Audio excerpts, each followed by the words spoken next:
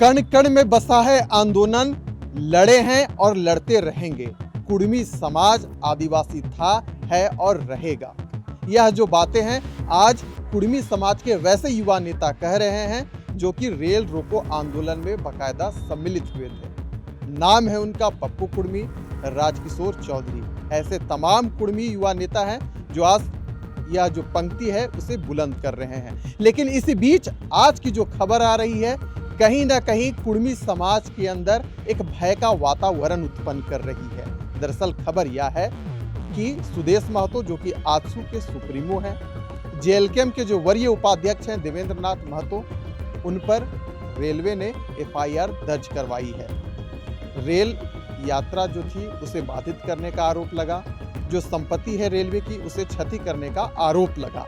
आखिरकार इतने दिनों से एफआईआर क्यों नहीं हुई थी, यह जो प्रश्न है मैं नहीं बल्कि कुर्मी समाज के जो नेता है वह पूछ रहे हैं। इसी प्रश्न का आज हम उत्तर भी जानेंगे और यह भी जानेंगे कि जो कुर्मी समाज के जो लोग 1950 के बाद लगातार जो आंदोलन कर रहे हैं और जो उनकी मांगे हैं कि कुड़माली भाषा को 8वीं अनुसूची में सम्मिलित किया जाए और जो कुर्मी समाज है वह ही असली आदिवासी है, सरना धर्म कोड को जल्द से जल्द मान्यता मिले, इसे हम लड़ेंगे और लेकर रहेंगे। लेकिन 75 वर्षों से यह सब कुछ नहीं हो पाया और झारखंड से आज जो खबरें निकल कर आ रही है कि एफआईआर हुआ है, इस पर आज हम चर्चा करेंगे। और आज हमारे साथ चर्चा करने के लिए झारखंड की पत्रकारिता में अलख जगाने वाले, कई विषयों को टटोलने वाले प्रतीक जी हमारे साथ मौजूद हैं। मेरा सीधा सवाल रहेगा कि जो कुर्मी नेता हैं, चाहे हम राजकिशोर चौधरी की बात करें, पप्पू कुर्मी की बात करें, उन्होंने सीधा आरोप लगाया है कि रेलवे इतने दिनों तक सोई कहाँ थी, आज एफआईआर क्यों किया गया, क्या कहिएगा? जी बिल्कुल, ये बात आपने सही कहा कि रेलवे ने एफआईआर किया है देवेंद्र नाथ महतो पे और सुदेश कुमार महतो पे। जाहिर सी बात है कि कोई भी पार्टी हो या कोई भी आम जनता भी, अगर रेलवे को नुकसान पहुंचाने का मतलब है देशद्रोह का मामला दर्ज होना। लेकिन ये बात भी सोचने वाली बात है कि 2 दिन बाद ही क्यों एफआईआर दर्ज हुआ। तो जाहिर सी बात है केंद्र सरकार पूरी जानकारी दे रही होगी। आप जानते हैं कि उस दिन मुरी स्टेशन पे किस तरह से आम जनता परेशान हुए। वंदे भारत जो ट्रेन को रोका गया वो one of the best train है पूरे इंडिया के लिए। तो उनके यात्री करीब 10 घंटे तक वहाँ रहे। दूसरे दिन भी ट्रेन को कैंसिल हुई, वंदे भारत ट्रेन। कई अन्य ट्रेन को कैंसिल किया गया। अगर दूर से दिल्ली से आने वाली ट्रेन हो या कलकत्ता से आने वाली ट्रेन हो, लाखों यात्री परेशान रहे। गौरतलब बात यह है कि 75 साल होने को आए, कुर्मी आंदोलन जरूर हो रहा है अभी, लेकिन आप देखिए 2 क्षेत्रीय पार्टी जिनके दो एक विधायक हैं जी, एक सुदेश कुमार महतो हुए, एक जेकेएलएम के जो सुप्रीमो हैं जयराम महतो, ये दोनों ही एक्टिव हैं। और ये भी देखने को लग रहा है कि क्या झारखंड में कुर्मी या कोयरी नेता नहीं है जी। अगर जेएमएम की बात करें, आजसू की, ये कांग्रेस की बात करें और बीजेपी की बात करें, इन सभी पार्टियों में कुर्मी नेता है। लेकिन उन लोगों का ये सोच है कि हम सबको लेके चलें। लेकिन होड़ मची है कुर्मी नेता कौन? जी बिल्कुल, सुदेश कुमार महतो पिछले जो अगर 19 की बात करें, आई थिंक 18-19 की बात, उस समय वो खुलकर नहीं आए थे। लेकिन इस बार देखिए कि जो अगर ये जो जेकेएलएम सुप्रीमो हैं वो भी पीछे से आए, क्योंकि कुर्मी के जो क्षेत्रीय नेता हैं, पार्टी से जिनका कोई ताल्लुक मेरा यहीं से एक सवाल है। आपने बड़ी अच्छी बात कही कि असली कुर्मी नेता कौन, इसकी होड़ मची हुई है और सब यही साबित करने में लगे हुए हैं कि मैं हूं असली कुर्मी नेता। मेरा सवाल है, आपने कहा झारखंड मुक्ति मोर्चा में भी 4 लगभग कुर्मी विधायक हैं, भारतीय जनता पार्टी में 2 हैं और कांग्रेस में 1 हैं।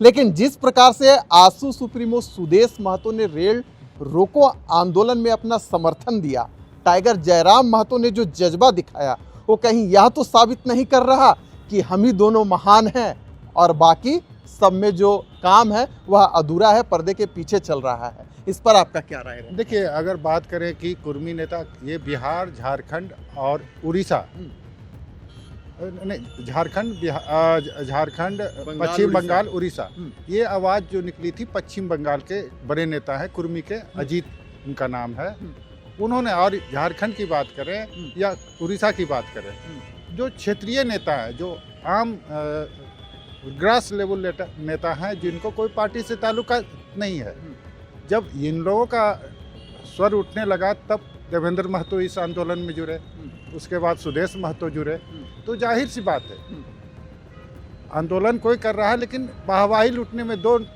पार्टियां जो हैं वो आगे बढ़ने की कोशिश कर रही हैं। देखना गौरतलब होगा कि 1932 का खतियान लेके बिल्कुल टाइगर महतो आए थे, लेकिन वो अब क्यों कुर्मी में ही सीमित होना चाहते हैं? ऐसा तो नहीं। प्रतीक जी, मेरा सवाल आपसे ये रहेगा कि जिस प्रकार से आजसू सुप्रीमो सुदेश महतो पर रेलवे ने एफआईआर किया और जो जेएलकेएम के जो केंद्रीय उपाध्यक्ष हैं देवेंद्र नाथ महतो, उन पर एफआईआर हुई, सहित 6 लोगों पर एफआईआर हुई है, लेकिन यहाँ पर एक ट्विस्ट है कि एफआईआर तो हुई, लेकिन जो कुर्मी आंदोलन में जो लोग सम्मिलित थे, यानी कि कुर्मी समाज से लोग आते थे, उनका कहना है कि कुछ भी कर लो, हम डरने वाले नहीं हैं। और जिस प्रकार से निशा उरांव ने भी कहा था, निशा भगत ने कहा था और गीताश्री उरांव ने भी कहा था कि जिस प्रकार से आपने रेल को रोकने का काम किया, यात्रियों को भारी नुकसान का सामना करना पड़ा, आप कुछ भी कर लीजिए, लेकिन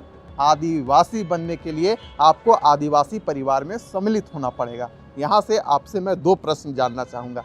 पहला प्रश्न, एफआईआर हुई कि क्या ये एफआईआर सुदेश महतो के कद को और जेएलकेएम के जो वरीय उपाध्यक्ष हैं देवेंद्र नाथ महतो, क्या उनका कद अब कुर्मी समाज के बीच काफ़ी ऊंचा हो जाएगा? क्योंकि एफआईआर हुई है, लोग चर्चा कर रहे हैं और यही चर्चा उनको नामित करेगा, बड़े नाम निकल कर आगे आएंगे। जी देखिए, जो ये रेलवे की बात है, रेलवे की संपत्ति या राज्य सरकार की संपत्ति हो या केंद्र सरकार की संपत्ति, कोई भी इसे हानि पहुंचाएगा तो उस पर जरूर केस होगा। हाँ, आपने जरूर कहा कि सिल्ली स्टेशन पर ही क्यों, जबकि आप चंद्रपुरा में देखिए, अन्य कई स्टेशन, बरकाकाना, सभी जगह कई बड़े नेता, लंबोदर महतो, चंद्र प्रकाश चौधरी, ऐसे कई नेता शामिल हुए थे, लेकिन सिल्ली ही स्टेशन क्यों? तो आप ये भी जान रहे हैं कि बीजेपी और आजसू का साथ है, गठबंधन के तहत चल रहे हैं। टाइगर महतो भी गए थे अमित शाह से मिलने, भले वहाँ इलेक्शन से पहले बात नहीं बनी, लेकिन ये भी सोचने वाली बात है, सिल्ली ही स्टेशन क्यों केंद्रित रहा, जहाँ देवेंद्र नाथ महतो और आजसू सुप्रीमो पे केस हुआ। हो सकता है कि कल के डेट में आप देखें कि अभी रेलवे और भी जगह से तथ्य सबूत इकट्ठा करें और अन्य सभी नेताओं पर भी केस हो। बहरहाल ये बात जरूर है कि जो ये आंदोलन है, कर कोई और रहा है, उसका वाहवाही कोई और लूट रहा है। बिल्कुल आपने सही कहा कि कर कोई और रहा है, लेकिन वाहवाही कोई और लूट रहा है। लेकिन कई सारे जो सवाल हैं रात के अंधेरे में अब भी खोए हुए हैं, और इन सवालों को हवा देने का काम किया है पप्पू कुर्मी, राजकिशोर चौधरी जैसे युवा नेताओं ने। उन्होंने तो बाकायदा सवाल उठा दिया कि रेलवे इतने दिनों तक सोई क्यों थी, और अब आप एफआईआर कर वह साबित क्या करना चाहती है। लेकिन एक बात तो तय है, जिस प्रकार से कुर्मी समाज के जो लोग हैं लगातार आंदोलन कर रहे हैं, उनकी मांग है कि हमें भी अनुसूचित जनजाति की श्रेणी में डाला जाए, क्योंकि जब देश आज़ाद नहीं हुआ था तो हम लोगों को अनुसूचित जनजाति की सूची में रखा गया था। आज़ादी के बाद राजनीति खेल हुआ या राजनीति भूल हुआ, यही कारण हम लोगों को हटाया गया। लेकिन अब भी कई सारे सवाल हैं। मौजूदा परिदृश्य में खास कर झारखंड में देखें तो यहाँ के जो अनुसूचित जनजाति में जो 34 अनुसूचित जातियाँ आती हैं, वह कदापि नहीं चाहती हैं कि महतो समाज को, यानी कि कुर्मी समाज को अनुसूचित जनजाति की श्रेणी में डाला जाए। मेरा आखिरी आपसे सवाल रहेगा और आपसे उत्तर जानना चाहेंगे, मौजूदा समय में क्या लग रहा है, क्योंकि हमने देखा कि 1950 में कांग्रेस की सरकार थी और जो आरोप है कांग्रेस और भारतीय जनता पार्टी ने आरोप लगाने का काम किया था। 2004 में झारखंड के मुख्यमंत्री हुआ करते थे अर्जुन मुंडा, उन्होंने केंद्र से सिफारिश की थी कि आप कुर्मी समाज को अनुसूचित जनजाति की श्रेणी में डाल दो। 2018 में रघुवर दास की सरकार थी, कई सारे जो कुर्मी के विधायक थे और सांसद थे, बाकायदा उन्होंने एक लेटर सौंपा था और कहा था कि आप भेजिए और हमें जल्द से जल्द सम्मिलित करवाने का काम करवाइए। लेकिन खेल कुछ समझ में नहीं आ रहा है, चल क्या रहा है, कौन कुर्मियों के साथ खड़ा है, कौन आदिवासियों के साथ खड़ा है, आपके नज़र में संक्षिप्त में चाहेंगे? देखिए, जो कुर्मी नेता है उनका कहना है कि 2019 में हेमंत सोरेन नेता प्रतिपक्ष थे, उनके बारे में भी कहा जा रहा कि वो सबसे पहला सिग्नेचर करने वाले थे कि कुर्मियों को अनुसूचित जाति में।